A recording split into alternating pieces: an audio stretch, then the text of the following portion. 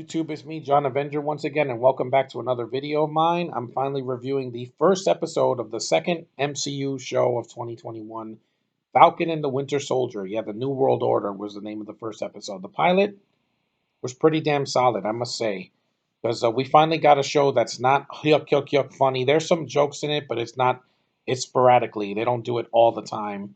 The opening was fantastic with Falcon flying. Yeah, I'm not gonna say too much. I don't want to spoil it for those who haven't seen it yet. Um, I did like Bucky's reintroduction. There's less of him in the show because it's more like Falcon's show. But Sebastian Stan still gives it his best.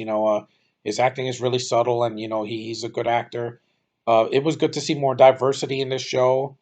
You had some Asians. Yeah, they didn't really contribute much to the plot. They're just there to fill time, like the Asians that were in Supergirl and The Flash.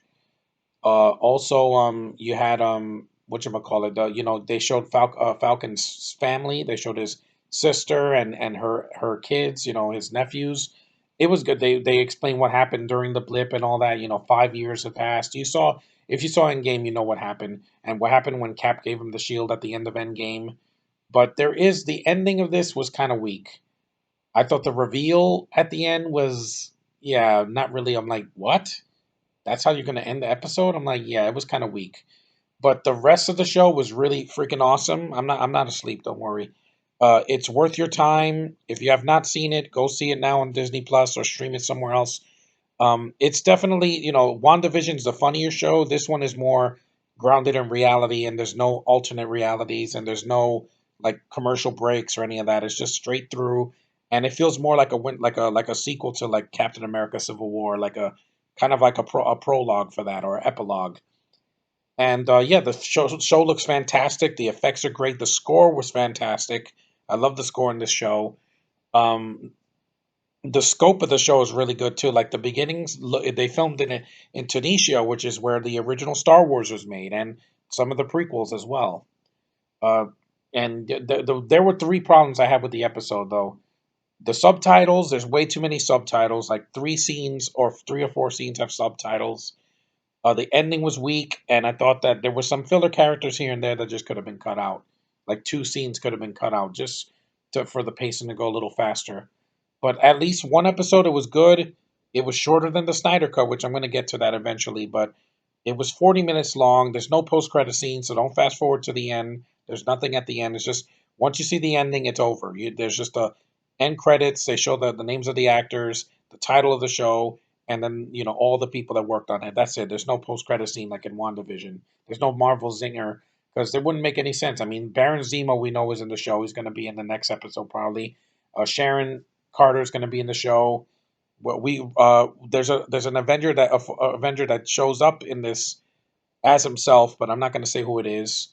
Um, the show was pretty fast paced. The middle dragged a little bit, but like I said, it's a pilot. There's going to be some slow spots, and I'm just glad that the show did not disappoint me. It's another solid effort from Marvel, giving us what we want. A few jokes here and there. Some of them were good. Some of them were kind of flat. But again, it's not a comedy. This show is way more serious than the last show, and also it's a lot longer. Like it feels this is the show. These shows don't feel like shows. They feel like mini movies from Marvel, and I think the show is solid. It's got like I said, it's a great return for form for the Falcon. Is They focus more on him. Bucky is just in the back and not in the background, but he's a side character like he should because I don't think he could have carried the show on his own. I love the diversity. I love the action when it's there. Hopefully, the rest of the series, remaining 5 episodes through April, will serve it justice.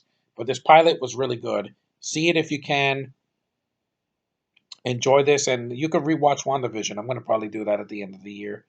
I'm looking forward to all the MCU shows that are coming out this year from Marvel and DC, even the ones from DC that are coming out later this year, if there's any more, or returning shows like Supergirl. But like Superman and Lois, it had a feel of that. The tone is kind of like that. It's a little shorter, and it looks a lot like The Mandalorian. A lot of the scenes in the beginning, especially in Tunisia, reminded me of The Mandalorian, where the lead character is pretty much on a mission, or he's talking to people in a desert, which is, well, in like in a Middle Eastern country. Well, it's well done though, guys. Watch Falcon and the Winter Soldier.